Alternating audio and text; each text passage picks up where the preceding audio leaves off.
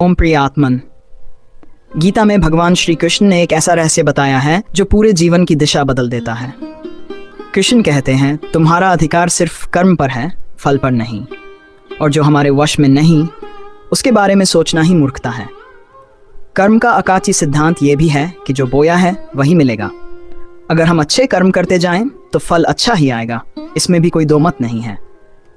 लेकिन फल की इच्छा का त्याग करने के लिए क्यों कहा गया है?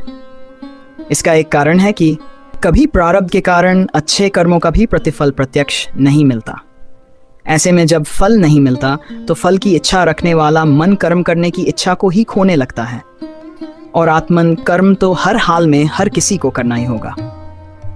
दूसरा कारण यह है कि जब हम फल पर अटक जाते हैं तो मन चंचल हो जाता है, अहंकार जन्म लेता है, निराशा बढ़ती है, भय बढ़ता है और मन में तनाव भर जाता है।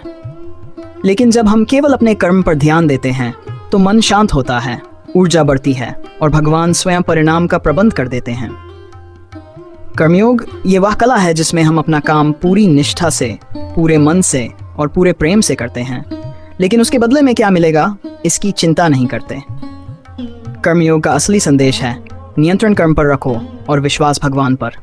आपका कर्म, आपका प्रयास और फल ईश्वर की कृपा। इसलिए आज से संकल्प करें, जो भी काम करें पूरी ईमानदारी से करें, बाकी छोड़ दें भगवान की व्यवस्था पर। यही है गीता का अमर संदेश।